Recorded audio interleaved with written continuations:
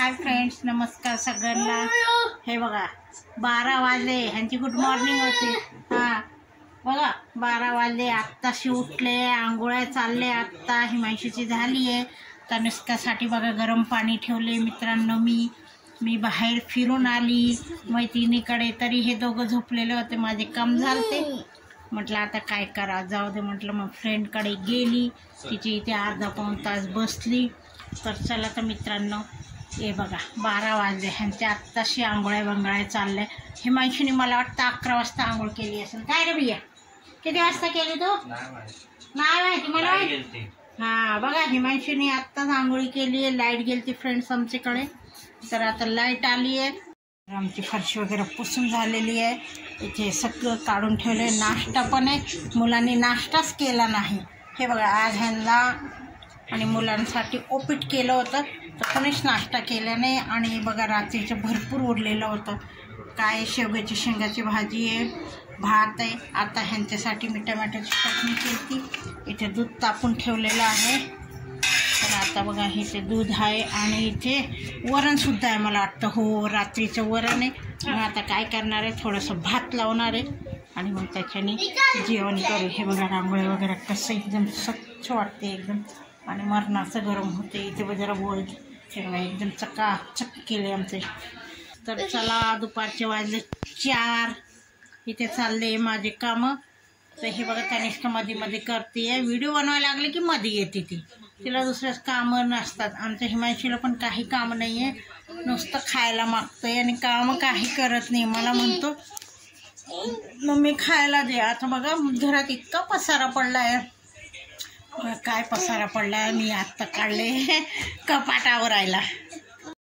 हे साड्या काढायच्या नेसायच्या आणि असंच ठेवून द्यायच्या।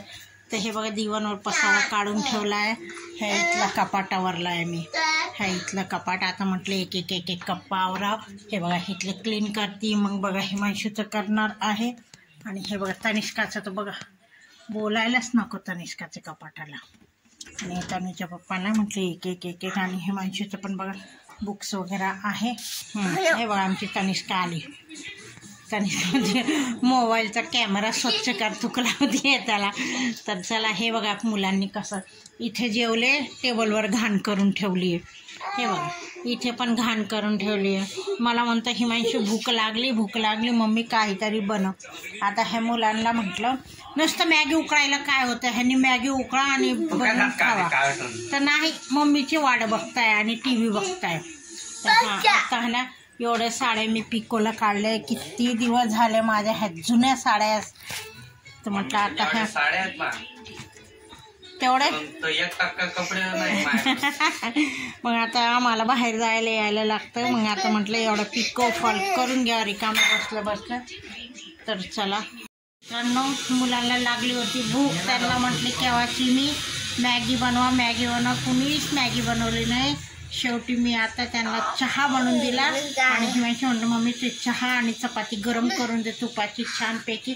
तर मी तुपाची चपाती, आता हे चहा बनवून झालेला आहे। मस्त तवेवर चपात्या कडक केले। आता हे पोरांचं खाऊन झालं की बघा आमच्या घरात राहडा किती करून ठेवला मुलांनी, नुसती घाण केली। आता मस्तपैकी झाडायचं आणि एकदा फरशी पुसून काढायची, प्यायचं पाणी भरायचे आम्हाला।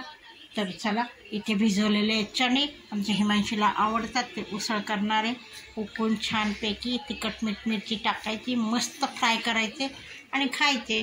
तर चला तर मित्रांनो, या सगळेजण चहा प्यायला। कोणाकोणाला चहा चपाती आवडती तसं सांगा कमेंट्समध्ये। Bye bye.